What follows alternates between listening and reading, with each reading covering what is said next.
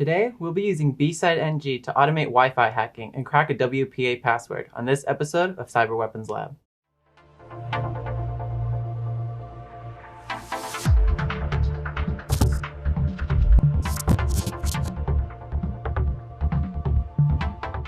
Although WPA2 is the common standard for Wi-Fi encryption, it's actually very easy to crack using tools like Aircrack NG and Besside NG. And today we're going to be doing that using a Wi-Fi adapter as well as a Kali Linux computer.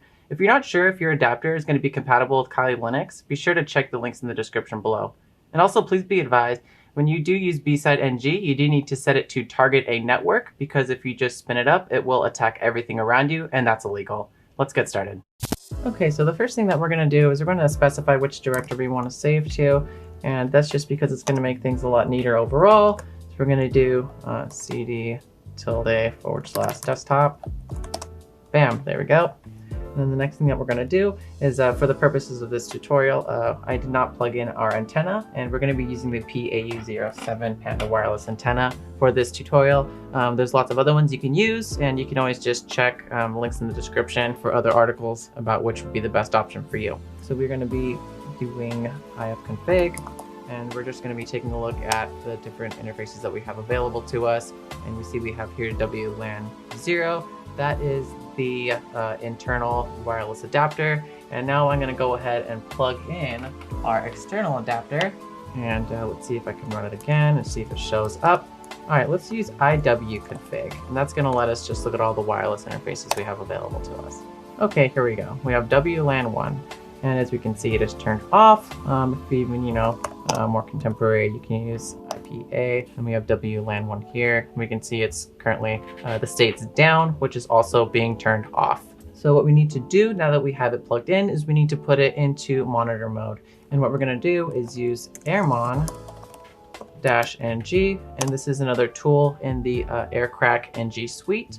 And what it does is it just puts our antenna into monitor mode. And our antenna, as it's capable of doing packet injection and being put into monitor mode, which is the reason that we're using it.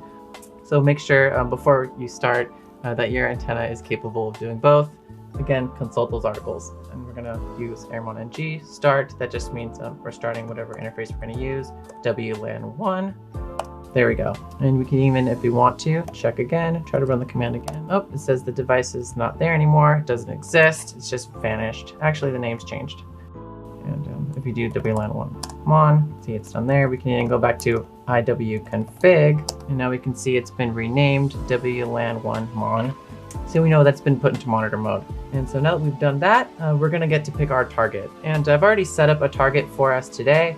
It's going to be a mobile hotspot that is connected to a computer that's running a YouTube video in the background. So I'm going to go ahead and find it, looking at the network traffic around us with aerodump-ng, which is another tool that we have available to us from the Aircrack NG suite.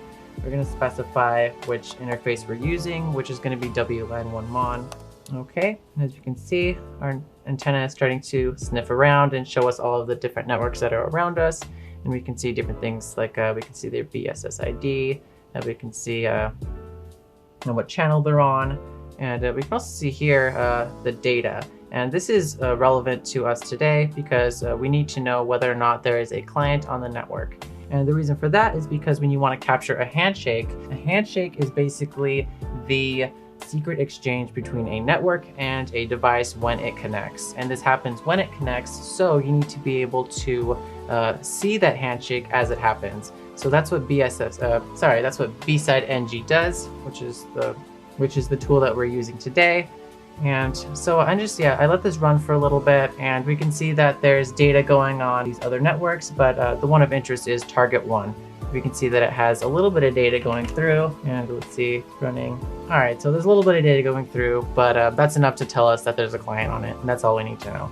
So I'm gonna go ahead and stop this from running, and I'm gonna grab the BSSID of this network. And the reason for this is when we run Besside NG, we are able to specify a target, which is important for this tutorial because we want to make sure that we're just targeting one network and not all of the networks around us, which Besside NG will by default attack everything. So it's important that we do this step.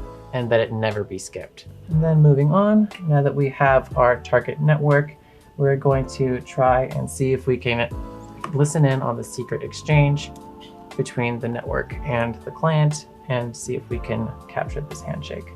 So for running Besside NG, we're going to go ahead and put in Besside NG, and then we're going to specify the target. We can do this by putting -B, which is for BSSID.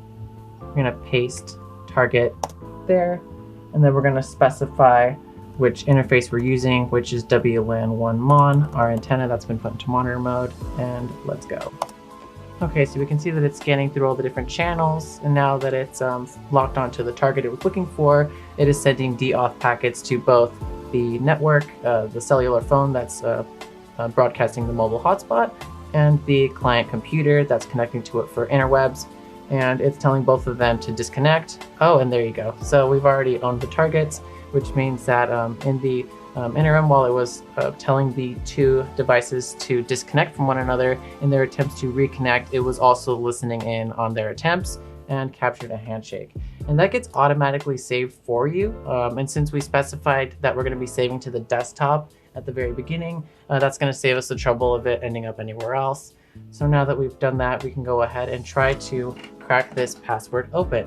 So the way that we do that is the handshake is basically a hashed mashup of both the password and the network name and a couple of other details. It puts it through an algorithm and gives us a nice hash that we can use to check whether or not it's the correct password. And we do this by checking it against a password list that has, any number of passwords. I'm going to be using a pretty popular one. It's probably a little bit dated, but it's not going to matter because I had set this up with a pretty easy password to begin with, just to show you guys.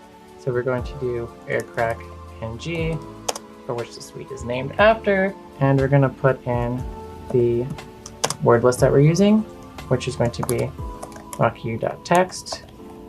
Oh, and I also did forget to specify, actually no, it doesn't matter. I can show you if we don't put it in.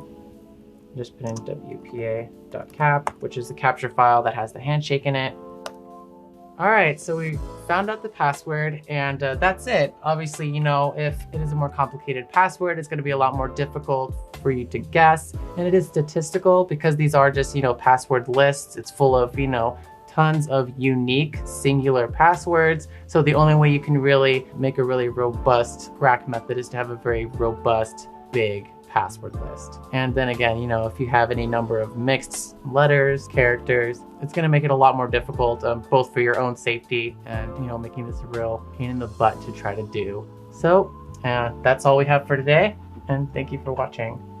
If you like this tutorial, be sure to check out our website, where we have hundreds of free articles and videos, as well as premium paid content like the Ethical Hacking Certification Bundle, which features pen testing with OWASP Zap, WordPress hacking and hardening, and the CompTIA Cybersecurity Analyst Prep course. Check out the link in the description below.